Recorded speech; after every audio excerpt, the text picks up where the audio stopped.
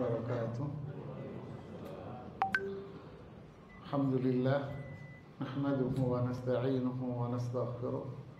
Assalatu wassalamu ala Rasulillah wa ala alihi wa sahbihi wa mawalah, amma ba'd. Para jemaah sekalian, Bapak Ibu, semoga Allah Subhanahu wa taala senantiasa meneguhkan hati kita untuk tetap berada di atas Islam yang hak. Kita melanjutkan kajian kita dari kitab Fawaidul Fawaid di bagian yang kedua tentang ketaatan kepada Allah dan tazkiyatun nafs. Kita masuk di bahasan yang B di sini tentang perintah dan musibah. Jadi Al-Imam Ibnu Qayyim rahimahullah ta'ala di bahasan ini beliau berusaha untuk menyajikan antara perintah dengan musibah. Mungkin bagi kita melihat ini dua hal yang berbeda menurut kita. Tapi Imam Ibnu Qayyim rahimahullah menyajikan dua permasalahan ini, perintah dan musibah, disajikan dengan penjelasan yang luar biasa sekali. Lalu beliau berusaha untuk mengaitkan antara keduanya, dikaitkan antara perintah dan musibah, dan dikaitkan dengan kasih sayang Allah Subhanahu wa ta'ala kepada hambanya. Sebelum kita baca, perintah itu apa?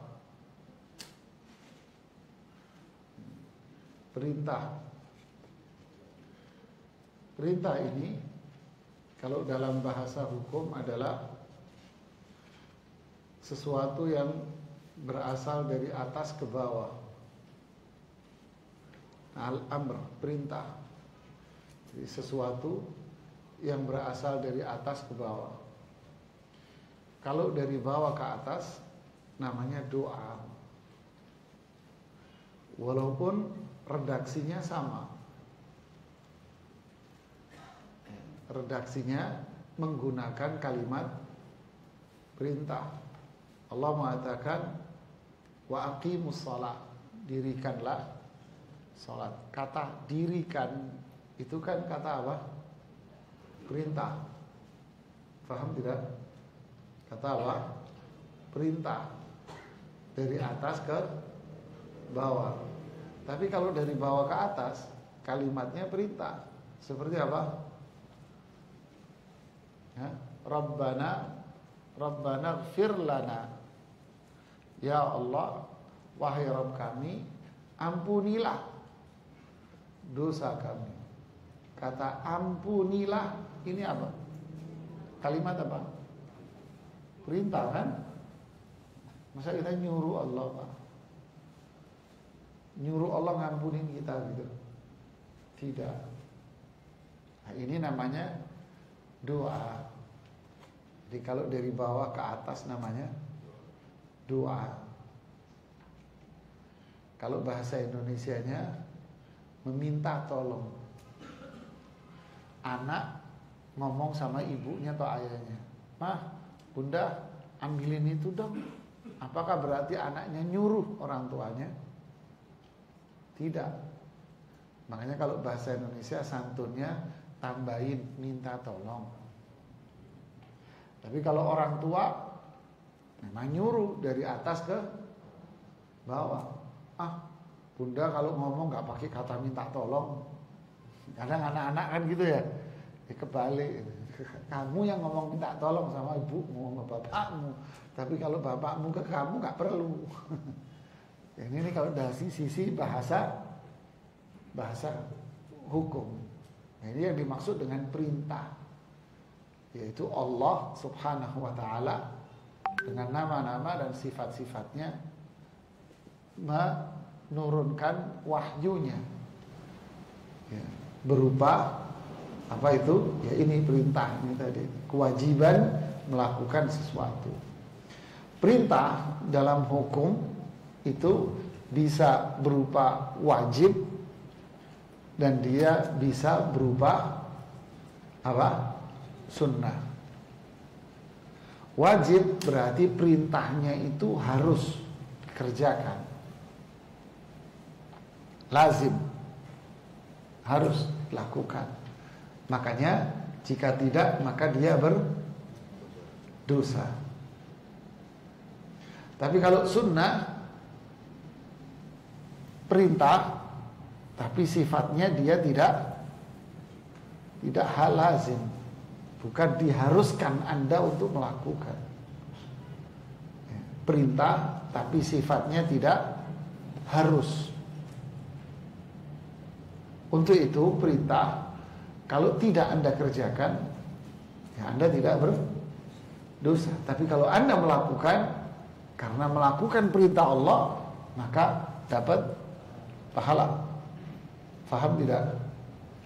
Nah, ini namanya status kata perintah.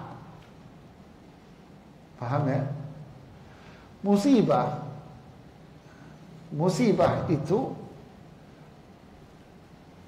ada dua sisi, jemaah. Ibnu Qayyim menjelaskan pula di kitabnya yang lain. Jika musibah ini pada diri orang yang beriman, pada diri orang yang beriman, maka musibah itu adalah ujian. Tapi jika pada diri orang yang tidak beriman, maka musibah itu adalah azab. Ya. Contoh, dua-duanya sakit, jemaah. Dua-duanya sakit. Satu kamar lagi di rumah sakit nih ceritanya. Dan dua-duanya di poli jantung. Contoh yang serem sekalian. Milih kamar yang berdua, dua-duanya kena jantung. Cuman yang satu beriman, yang satu tidak. Oke, paham? Bagi orang beriman, sakit jantungnya dia ini apa? Ujian. Bagi orang yang tidak beriman yang di sebelahnya dia, maka itu apa? Azab. Ya kan? Jadi musibah bagi dia azab. Tapi bagi orang yang beriman, ujian. Kata ujian itu bagi murid, siswa, bagi karyawan menyenangkan atau tidak? Hah? Kalau dia bilang tidak menyenangkan, berarti itu azab. Tapi kalau dia bilang menyenangkan, kenapa Anda kok senang ujian? Ya karena level saya bakal naik. Saya mau naik level, saya mau naik kelas. Oh udah ujian ya? Ya asik naik kelas. Gitu kan, anak kecil ya. Senang dia. Dengan ujian itu senang. Kenapa? Naik kelas, beli sepatu baru, beli baru, semua baru. Senang dia mau ujian. Begitulah orang beriman menghadapi ujian. Dia senang. Kenapa? Saya naik kelas. Saya disenangi sama guru. Berarti kalau nggak ikut ujian, dideportasi dong. Dikeluarin. Dia senang. Nah itulah namanya ujian. Jadi kenapa Allah menurunkan musibah? Kenapa Allah menurunkan musibah bagi orang yang beriman? Ini adalah ujian untuk menaikkan status dia di mata Allah, menguatkan posisi dan menaikkan status dia. Tapi bagi orang kafir, azab, padahal di kasat mata sama. Sakit, jantung dua-duanya. Miskin, ini miskin, ini miskin. Kaya, ini kaya, ini kaya. Bagi orang beriman, kayanya dia itu ujian. Bagi orang yang tidak beriman, kayanya dia itu adalah apa? Adab. Faham jemaah? Nah, bagaimana kiat agar musibah itu menjadi ujian yang menyenangkan dan menaikkan status dia di hadapan Allah. Disinilah Imam Ibnu Qayyim menggabungkan antara perintah dengan musibah. Nah, ya, kita baca sekarang. Al-Imam Syamsuddin Abu Abdullah Muhammad Ibnu Qayyim rahimahullah mengatakan, seorang hamba Allah tidak akan terlepas dari perintah dan musibah dari Allah. Lihat, artinya orang hidup pasti ada perintah dan pasti ada musibah. Pasti. Ia membutuhkannya, loh, malah butuh dia dengan perintah dan musibah. Bahkan sangat membutuhkan pertolongan dia, yaitu Allah, ketika menerima perintah. Jadi ketika menerima perintah, dia butuh pertolongan. Belum paham ya? Gini mas, Allah subhanahu wa ta'ala menciptakan manusia, menciptakan jin. Setelah Allah menciptakan manusia dan jin, lalu Allah menurunkan apa? Menurunkan perintah dan larangannya lewat diutusnya Rasul, diturunkannya wahyu. Oke? Ayaksahul insanu ayyutraka suda. Apakah manusia mengira Allah menciptakan kamu itu tanpa perintah dan larangan? Nggak mungkin. Manusia, jin diciptakan ada perintah dan ada. Ketika manusia tahu bahwa dia diperintahkan untuk melakukan ini, dilarang melakukan ini, berarti dia butuh apa? Butuh pertolongan untuk memahami itu, butuh pertolongan untuk melakukan itu. Sebuah ilustrasi sederhana. Karyawan baru datang, di briefing, diberitahu ini pekerjaan Anda. Bagaimana cara mengerjakannya? Setelah dia dikasih tahu bagaimana caranya. Pertama dia masuk sudah dibantu. Pertama dia masuk diterima udah dibantu. Dibantu apa? Satu, menjelaskan kepada dia akan aturan di perusahaan. Dijelasin. Nih, tak bantu, dijelasin. Susah dia paham, dibantu untuk apa? Untuk paham. Oke, paham. Lalu bagaimana Pak saya mengerjakan ini? Oh, kamu didampingi. Kan gitu kan? Didampingi sampai benar-benar dia bisa lewat masa training 3 bulan, 4 bulan dilepas. Kan? Dokter, ngeliat ini ada ngeliat Pak dokter di situ. Dokter itu intinya apa? Masa akademik, habis itu pendampingan, gitu lah dokter ya. Masa akademik dia, akademiknya sekian lama. Selesai masa akademik, Anda harus terjun di lapangan. Ketika Anda terjun di lapangan, nggak mungkin Anda sendiri, pasti Anda butuh pertolongan. Siapa yang nolong kamu? Senior kamu. Dampingi, lulus, mau masuk lagi, sub lagi, pendampingan lagi, terus begitu.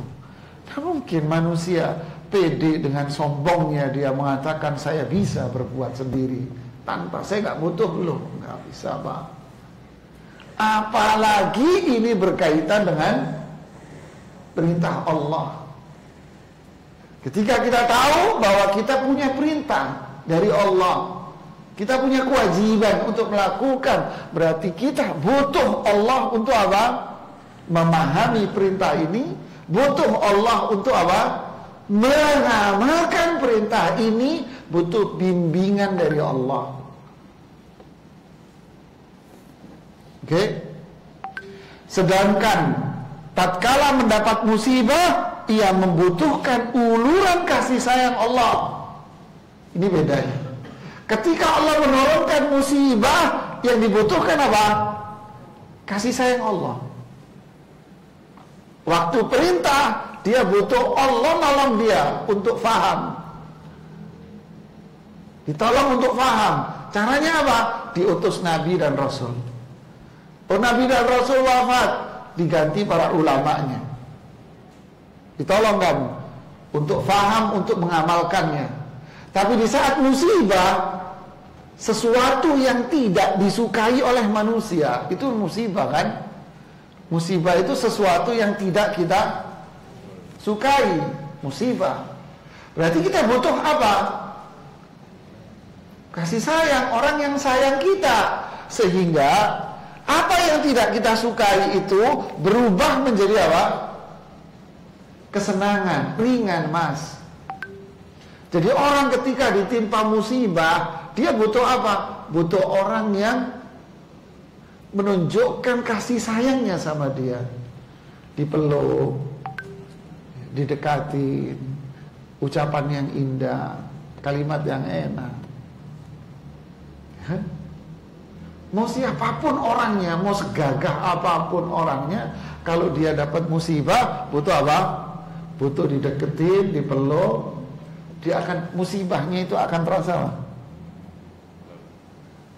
Jangan orang musibah terus itu kasih perintah, enggak, Mas. Tapi orang musibah butuh disayang, kasih sayang dia.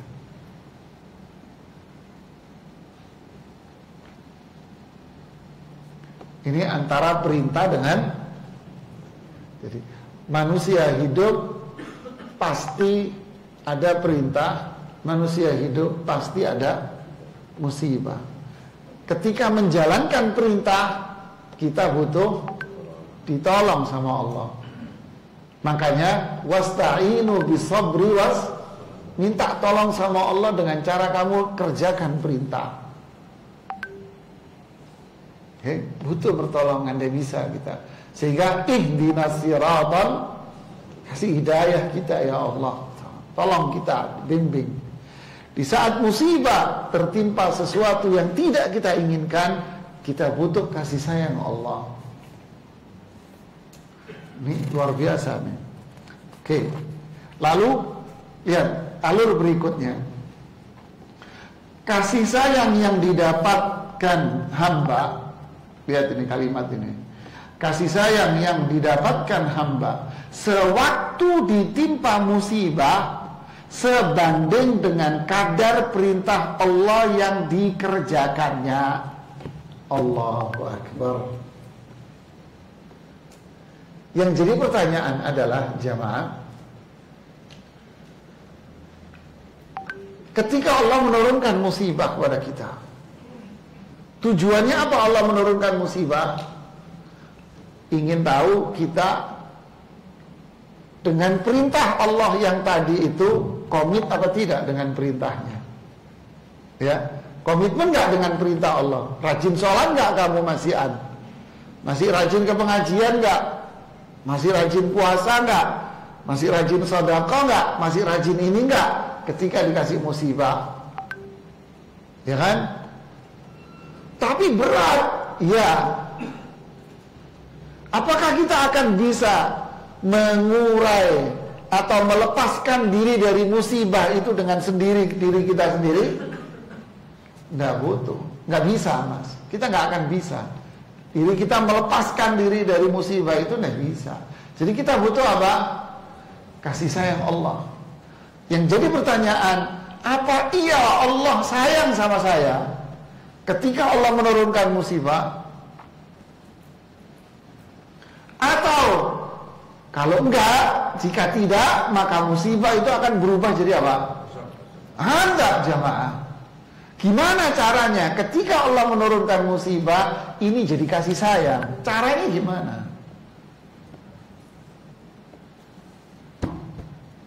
Ibnu Qayyim mengatakan, kalau kepengen musibah ini berubah menjadi sebuah kasih sayang adalah, lihatlah, kamu sudah rajin ngerjain perintah Allah enggak?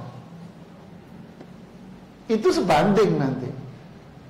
Kalau dengan perintah Allah malas, berarti musibah ini akan jadi azab kamu. Tapi kalau dia rajin melakukan perintah Allah, berarti Allah akan sayang sama kamu. Maka musibah itu nanti akan berubah. Jadi apa? Dijelaskan di bawah nanti. Allahu Akbar. Jika dia melaksanakan perintah itu secara sempurna, perhatikan, lahir dan batin. Berarti perintah itu ada berapa? Coba dengerin lagi. Makanya beli bukunya. Ya. Beli pulsa paket aja semangat, beli buku ilmu nggak mau. Dasar ente. Namanya apa? Apakah ini namanya berjalan sebanding dengan keinginan Anda? Jawab. Pengen punya ilmu tapi nggak punya kitab. Pengen jadi tukang kayu tapi nggak punya gergaji sama kampak. Deh, pikirin sendiri itu. Apa terus ketika dikasih ilmu, nah, semua akan berjalan apa? Berbanding apa? Seimbang. Makanya beli bukunya jemaah. Anak bukan penerbit. Jika dia, lihat nih, dengerin lagi. Jika dia melaksanakan perintah itu secara sempurna, lahir dan batin. Berarti perintah itu ada berapa? Ada dua. Perintah yang lahir itu apa? Fisik. Perintah yang berkaitan dengan fisik dan perintah berkaitan dengan hati. Ini yang disebut hati ini apa? Tauhid, tauhidan kita. Apa yang wajib untuk kita yakini sama Allah. Di batin kita nih. Fisik, ya perbuatan fisik, perintah fisik. Jika sempurna semuanya, maka apa yang terjadi? Lihat ini. Niscaya ia akan mendapatkan kasih sayang secara lahir dan batin sempurna. Ayo jemaah, disayang.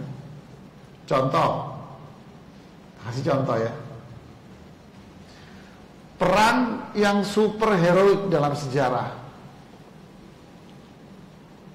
zaman sahabat, perang Qadisiyah di daerah Persia, kerajaan Persia, Irak. Ya, Persia itu Irak dan sebagian Iran. Namanya Qadisiyah. Antara para sahabat kaum muslimin, sebagian sahabat, sebagian tabi'in. Makanya disebut kaum muslimin. Antara kaum muslimin dengan pasukan Persia. Komandan perangnya Sa'ad bin Abi Waqqas. Pasukan mereka 150.000.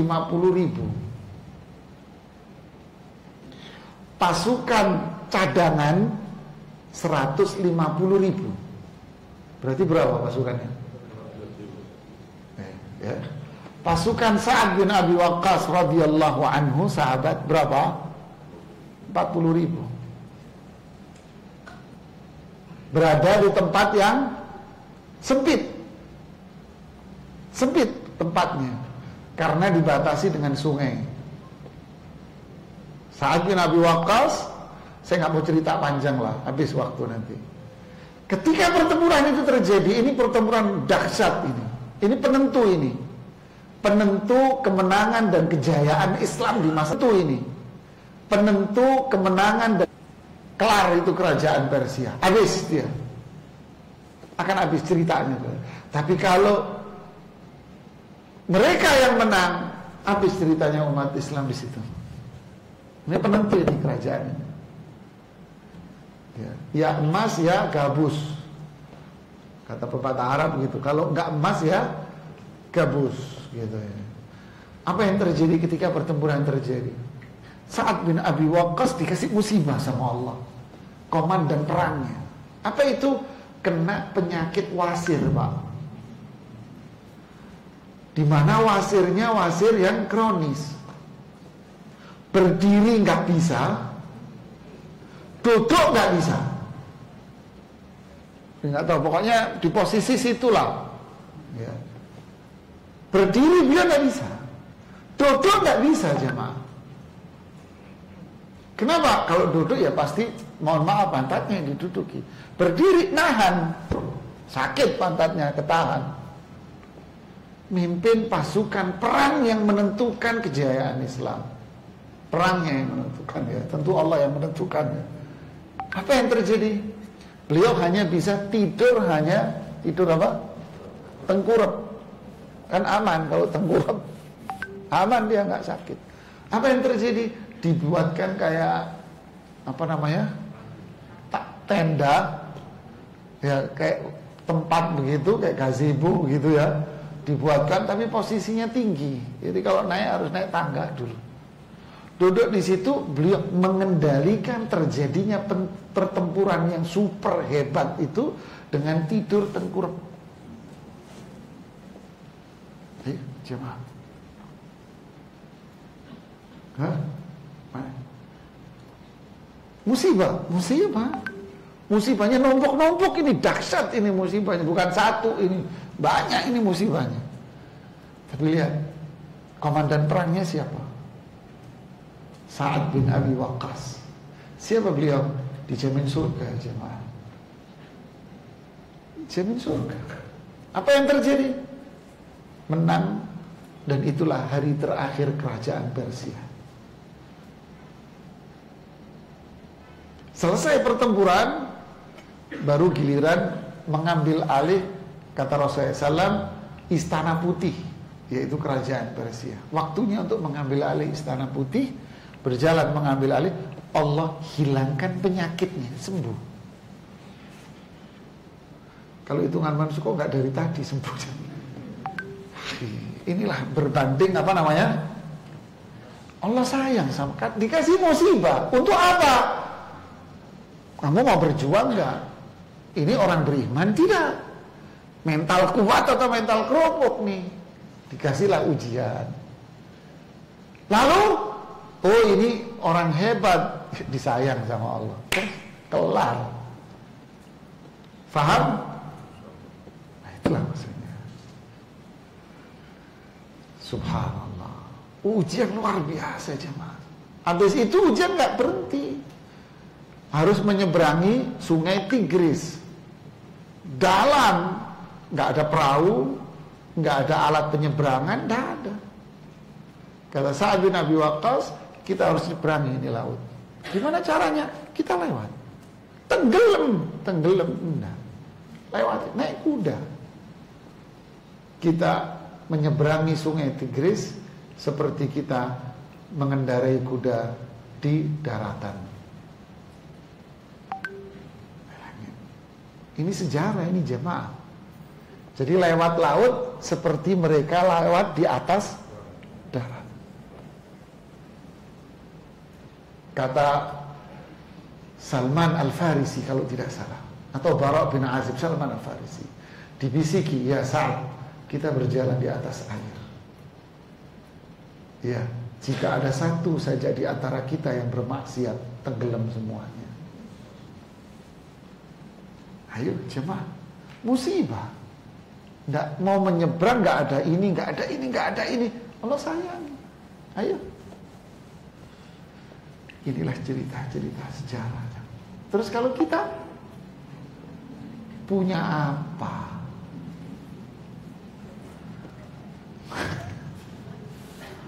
La ilaha illallah. Lihat jemaah ya. Kita lanjutkan ini penjelasan Ibnu Qayyim. Ini kalimat singkat tapi tajam nih. Akan tetapi, lihat ini. Apabila perintah itu dilaksanakan dalam bentuk lahirnya saja, kata dia hatinya doang, tanpa mencakup hakikatnya, tidak diwujudkan, niscaya ia hanya memperoleh kasih sayang yang lahirnya toh. Namun sedikit sekali kasih sayang batinia yang diraih. Susah aja. Ya, seberapa tingkat ketaatan kita sama Allah, itulah kasih sayang Allah. Kesimpulannya itu, seberapa banyak ketaatan kita, seberapa besar ketaatan kita sama Allah, itulah kasih sayang Allah sama kita. Dan dia bilang begini, apabila Anda bertanya, seperti apakah kasih sayang secara batin yang diperoleh hamba ketika ditimpa musibah? Ayo, tanya. Ini ditimpa musibah, lalu Allah kasih dia kasih sayangnya. Baik kasih sayang batin maupun kasih sayang zahir. Kasih sayang zahir apa? Allah kasih kekuatan dia untuk beribadah. Fisiknya kasih kekuatan dia. Coba bayangin, Abdullah ibnu Ummi Maktum buta jamaah, tapi kok bisa memegang bendera perang, ikut perang, makasih kekuatan. Mu'ad dan Mu'awid, dua anak umur di bawah 15 tahun SMP, mampu membunuh Abu Jahal. Abu Jahal nih dibunuh sama anak kecil. Gimana coba? Abdullah bin Mas'ud tubuh kecil kurus, tapi memiliki kemuliaan yang luar biasa. Abu Bakar As-Siddiq kurus tinggi, tapi sehingga kalau berjalan beliau agak kurus tinggi. Tapi kata Ali bin Abi Thalib radhiyallahu anhu, saya tidak pernah melihat sahabat yang lebih berani dari Abu Bakar Siddiq. Luar biasa, Allah kasih kekuatan fisik mereka jemaah. Hatinya pun dikasih oleh Allah. Apa bentuknya? Kasih sayang Allah pada hati seseorang. Kalau badan kasih kekuatan, jelas. Kalau batin apa? Nah ini yang dibahas sama Ibnu Qayyim. Tentu di saat musibah tadi itu. Karena kasih sayang berkaitan dengan apa? Berkaitan apa? Ayo. Kasih sayang tadi ada dua, ada berapa sisi? Apa? Coba Mas, kamu yang jawab. Tadi berkaitan manusia berkaitan dengan apa tadi? Perintah dan kalau perintah berkaitan dengan apa Mas? Perintah membutuhkan apa? Biarin, membutuhkan apa? Apa? Pertolongan. Kalau musibah butuh apa Mas? Kasih yang sini Mas, kasih hadiah kamu Mas. Memang ditaruh di sini buat dikasih. Fadhal. Oh emas, nggak taunya bukan mas ente, kelihatan dari jauh ente. Ya. Coba lihat di sini. Seperti apakah kasih sayang secara batin yang diperoleh hamba ketika ditimpa musibah? Ya. Lihat nih. Maka kami jelaskan sebagai berikut. Kata siapa ini? Ibnu Qayyim. Kasih sayang secara batin adalah sesuatu yang akan menciptakan, lihat nih, satu, ketenangan dan kedamaian. Dua, menghilangkan keresahan, nggak galau. Tiga, kegundahan. Empat, keluh kesah dari hati secara seorang hamba ketika tertimpa satu musibah. Berarti Allah sayang sama dia. Jadi ketika ditimpa musibah besar, justru malah hatinya apa? Tenang, damai, nggak galau. Terus apalagi tadi? Nggak resah dia, nggak galau, nggak resah, tidak tertekan. Apalagi tertekan ya, tidak sama sekali. Kemudian mulutnya nggak ngeluh, hatinya nggak ngeluh, ya mulutnya nggak ngeluh dia. Tenang dia, cool, adem. Padahal ini gunung lagi runtuh nih, lagi meletus, dia itu tenang aja biasa. Berarti apa? Berarti tingkat ketakwaan dia sama Allah tinggi. Makanya dikasih ketenangan sama Allah hatinya. Kamu itu tenang aja, kok lagi begini. Terus mau ngapain mas? Dia tenang. Masya Allah ya. Ini yang mahal di sini. Allah sayang sama dia. Pada kondisi demikian, ya, seorang hamba akan merendahkan diri di hadapan Rabb-nya dengan penuh rasa hina. Loh, flashback-nya ini berarti kaitan lagi dengan perintah apa? Nyambung? Enggak. Bingung enggak? Si fulan sangat taat sama Allah. Perintah dikerjakan, larangan ditinggalkan. Lalu Allah uji dia. Untuk apa Allah uji dia? Biar dia kuat apa enggak di sini. Setelah Allah turunkan ujian ternyata dia taat, kuat, disayang sama Allah. Paham jemaah? Oke. Habis disayang, kondisi demikian seorang hamba saat itu ketika dia hatinya tenang, Allah sayang, berarti kalau bahasa Indonesianya dibantu juga kan gitu. Allah sayang semua, maka hasilnya apa dari itu semua? Kembali kepada pelaksanaan perintah. Dia tambah taat sama Allah, tambah rajin dia saat itu.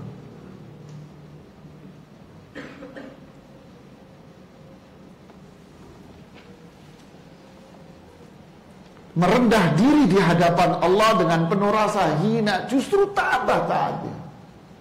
Coba lihat sahabat, luar biasa ketaatan di mereka sama Allah dan Rasulnya. Ujian mereka, ujian paling berat manusia setelah Rasulullah SAW adalah siapa? Sahabat. Paling berat Rasulullah, kemudian sahabat, kemudian umat yang lain. Sahabat itu paling berat ujiannya, tapi selalu Allah apa? Sayang, menjadikan mereka semakin apa? Tambah luar biasa taatnya, tambah doyan nangis. Abu Bakar, Umar itu ada garis hitam di pipinya. Kenapa? Terlalu sering nangis. Umar yang kita kenal dalam sejarah tegas, keras, itu ada garis merah, ada garis hitam di pipinya. Kenapa? Nangis, suka nangis. Tambah taat.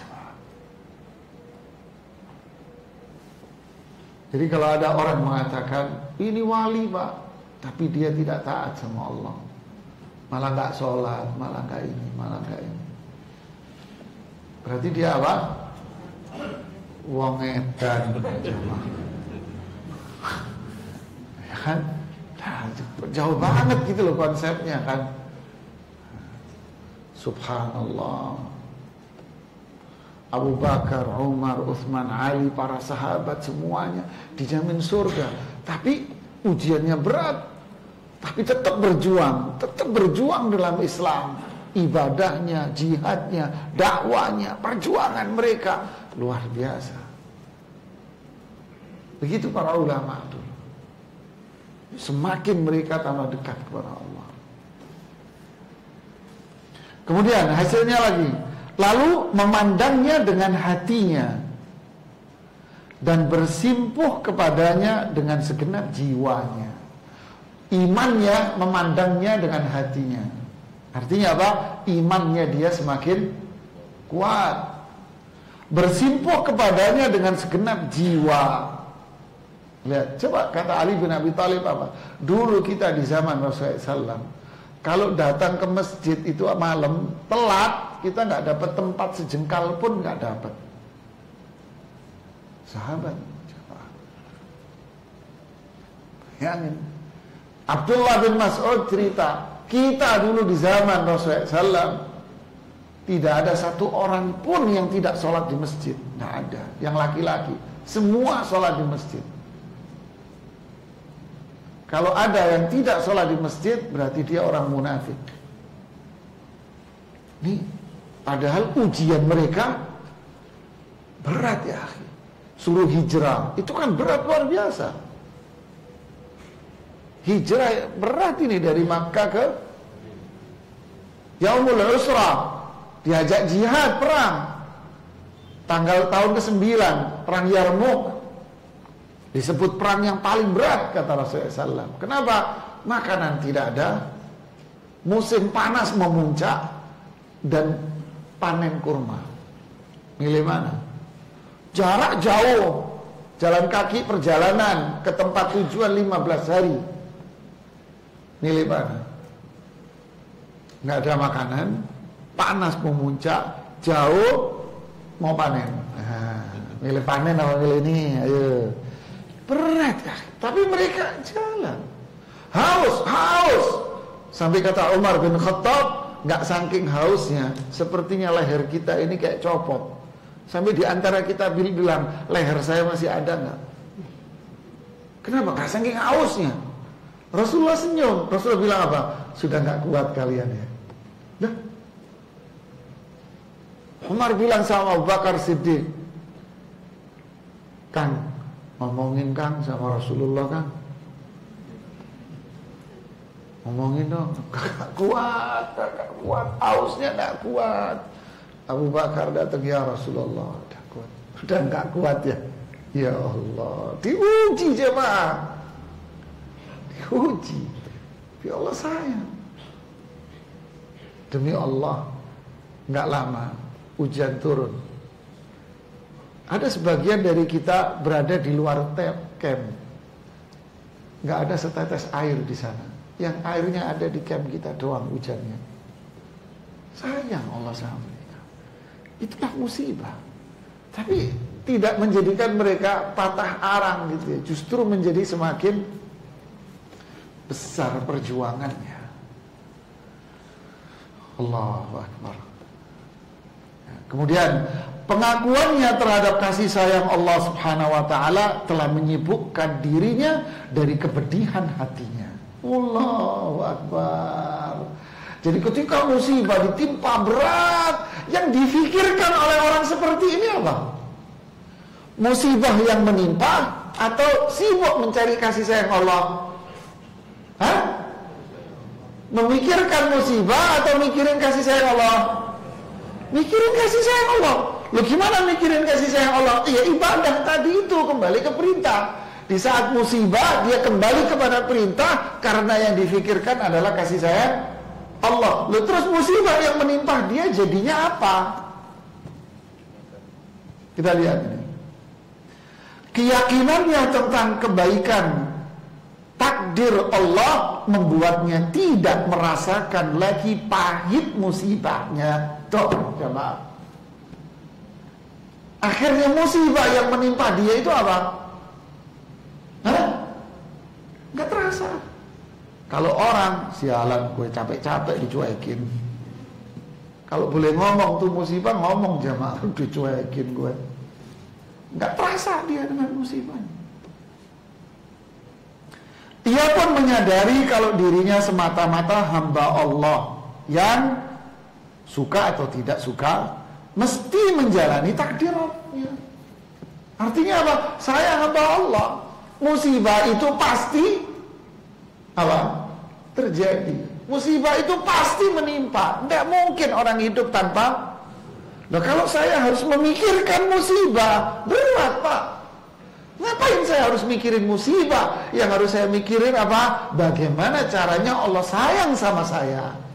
Sehingga Allah kembali kepada ketaatan, kembali kepada tauhid, kembali kepada perintah Allah dan Rasulnya. Maka Allah sayang di situ sehingga musibahnya hilang, nggak terasa. Apabila ridho akan hal itu, niscaya ia akan mendapatkan ridhonya. Namun apabila ia tidak ridho, maka kemurkaannya lah yang akan diperoleh. Sibuk mikirin musibah, iya mas lagi ditimpa musibah nih, nyungsep mas. Dia sibuk mikirin ini, ya pusing lah.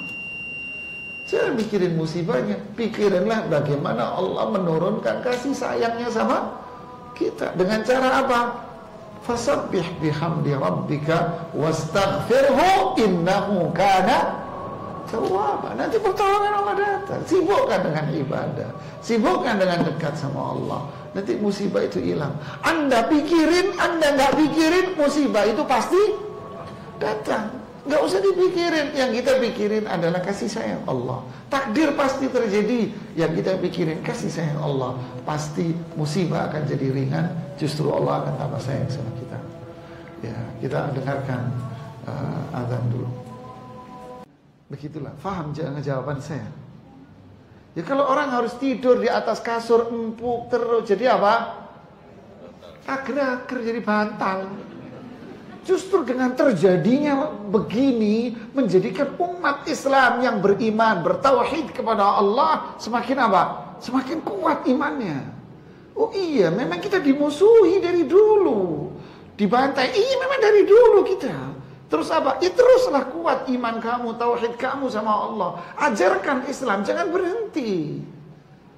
Saya dakwah dimusuhi sama orang kampung. Dari zaman dulu mas, kok baru tahu? Nabi dimusuhi sama pamannya, apalagi kita sama tetangga. Ya mas, emang hidup kayak bantal, empuk. Enggak, bantal aja sudah nggak empuk sekarang kok. Ya begitulah kehidupan ya akhi. Ya. Gimana caranya ketek ente biar nggak bau mas? Rajin ente beli minyak wangi. Itulah hikmahnya, biar ente perhatian. Inilah kehidupan. Jangan dibayangin biar kita raja aja jadi raja juga. Jangan membayangkan orang ketika nyampe di tingkat kepemimpinan terus nyaman. Enggak, dia nyemplung got 100 kali itu. Begitulah musibah itu kalau kita pandang dengan iman, dengan tauhid kepada Allah, justru akan menjadikan apa? Upgrading itu mas, menaikkan kekuatan kita kepada Allah.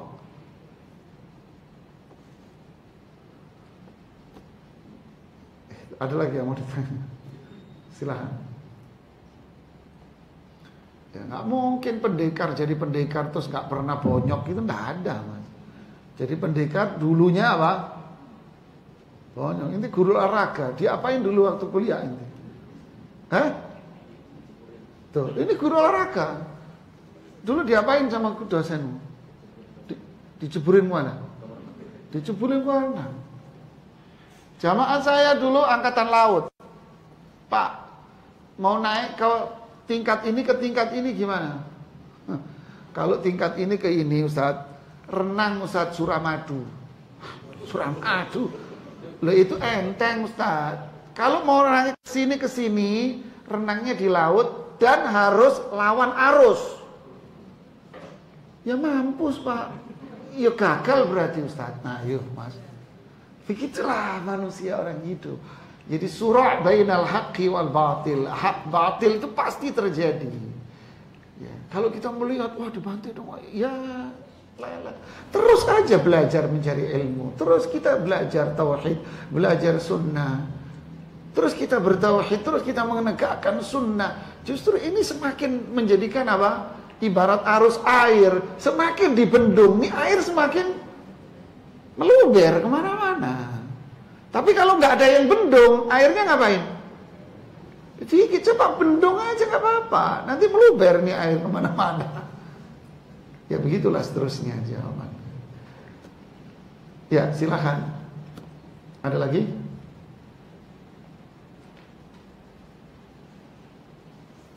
Alhamdulillah nggak ada yang nanya, senang saya. Iya dong, senang.